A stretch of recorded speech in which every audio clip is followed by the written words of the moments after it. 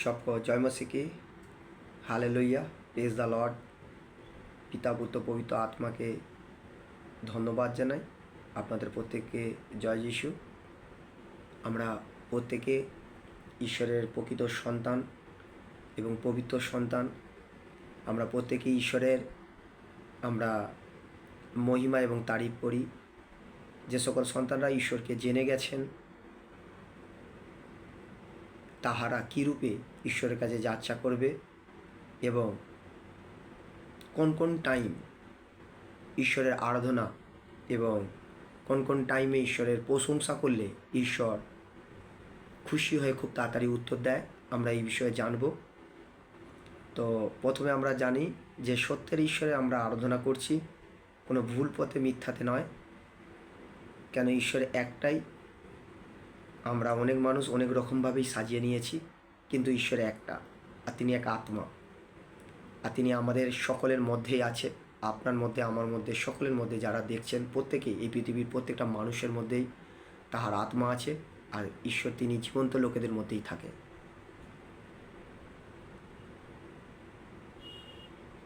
আজ আমরা প্রত্যেকে জানতে পারবো এক ছোট্ট প্রচারের দ্বারায় যে ঈশ্বরকে আমরা কী রূপে যাচা করলে ঈশ্বর সরাসরি আমাদেরকে উত্তর দেয়, কী রূপে। প্রথম হচ্ছে প্রশ্নর উত্তর, ঈশ্বরের কাছে আমরা পবিত্র হয়ে যদি যা কিছু চাই বিশ্বাস এবং পবিত্র সহিত, বিশ্বাস তো আপনার প্রয়োজন সর্বপ্রথম, আর তার মধ্যে থাকবে পবিত্র। যদি পবিত্র হয়ে আপনি ঈশ্বরের কাছে যাচা করেন যে কোনো প্রকার, পরমেশ্বর বলছে আমি সমস্ত কিছু সম্ভব করব। Hallelujah, praise the Lord. কিন্তু আমরা আজ নিরুৎসাহ হয়ে কেন পড়ব? আমরা এই দেহকে আমরা কেন অপবিত্র করে রাখব? আমাদের মূল্যবান জিনিস যদি আমরা পাই, সে জিনিস পাওয়ার জন্য আমরা জেনে গেছি যে এনার কাছে আমি পাবো, অর্থাৎ তিনি যে প্রশ্নের উত্তর আমাদেরকে করছে সেই উত্তর যদি আমরা ধরে রাখতে পারি তাহলে আপনার কাছে কোনোটাই অসম্ভব নয়। হালেলুয়া। কেননা পরমেশ্বর পিতা পবিত্র, আর আপনি যদি পবিত্র হয়ে তাহার কাছে আরাধনা করেন আপনি অবশ্যই আপনার উত্তরকে পাবেন আপনার জীবনে। কেন সেই মহান পরমেশ্বর, দয়ালুর পরমেশ্বর, তিনি কৃপাময়, আর তিনি প্রত্যেকটা মনুষ্যকে কৃপা করতে চায়। আমরা যেমন জগৎ সংসারে আমাদের পিতামাতা যেমন তার সন্তানকে ভালো রাখতে চায়, সুন্দর রাখতে চায়, তেমনি আমাদের পিতা, স্বর্গের পবিত্র পিতা, তিনি আমাদেরকেও সমস্ত কিছু দিতে চায়, ভালো রাখতে চায়, সুস্থ রাখতে চায়। কিন্তু আমরা এই দেহে এই পাপ করে ফেলি, আর এই দেহে পাপ যখন করে ফেলি, অপবিত্রতাতে সত্যে চলি, ধার্মিকভাবে চলতে পারি না, অধার্মিকভাবে চলি, তখন আমাদের জীবনে অনেক সমস্যা আসে। আর তাদের জন্য সেই জন্য দায়ী কে? ঈশ্বর নয়, সেই জন্য দায়ী আমরা নিজেরাই। সেই জন্য আজ আমরা যে প্রচার নিয়ে এসেছি যে ঈশ্বরের কাছে আমরা কী রূপে চাইব। ঈশ্বরের কাছে আমরা পবিত্র হয়ে আমরা চাইব, প্রথম কথা।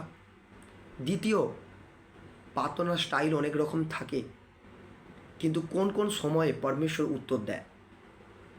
সর্বসময় প্রভুর কাছে প্রার্থনা করলে উত্তর আসে, বাট তার চেয়েও বেস্ট এক সময় আছে যে সময় পরমেশ্বর খুশি হয়, আর তিনি আপনাদের প্রার্থনায় আমেন করতে চায়, আপনাদের প্রার্থনায় আশীর্বাদ করতে চায়। সেই টাইম হচ্ছে প্রার্থনার টাইম, ভোরবেলা, প্রভাতকালীন প্রার্থনা। প্রভাতকালীন প্রার্থনা এতই শক্তিশালী যে শক্তিশালী ওই প্রভাতকালীন প্রার্থনার সময় আপনি যা চাইবেন বিশ্বাসের সহিত যদি চেয়ে থাকেন, আপনি ধৈর্য ধরে থাকুন, পরমেশ্বর আপনার জীবনে অলৌকিক কার্য করতে চলেছে যিশু নামে। কেননা আমরা প্রত্যেকে জানি স্বর্গের পবিত্র পিতার কাছে তাহার প্রিয় পুত্র এবং পবিত্র পুত্র, শুধু প্রিয় বলা যাবে না, পবিত্র পুত্র প্রভু যিশু নামে আমরা যাহা কিছু এই পৃথিবীতে যাচ্ছা করব, স্বর্গ থেকে পুরস্কার আসে। হালেলুইয়া। কতজন বিশ্বাস করেন? যাহারা বিশ্বাস করেন কমেন্টে আমেন বলবেন। যাহারা বিশ্বাস করেন লাইক কমেন্ট করবেন। আরও আপনাদের জীবনে চমৎকারকে দেখতে পাবেন। কেন পরমেশ্বরের আত্মা তাহাদের কাছেই থাকে যিনি পবিত্র। আর প্রভু যিশু মসিহ এই পৃথিবীতে যখন এসেছিলেন, তিনি পবিত্র রূপে পিতার উপদেশকে পালন করছিলেন, তার আজ্ঞাকে পালন করছিলেন। আপনি যদি পিতাকে চিনি গেছেন বা জানতে পেরে গেছেন, আপনি দেখুন আপনি ঈশ্বরের চোখে পবিত্র আছেন কি না।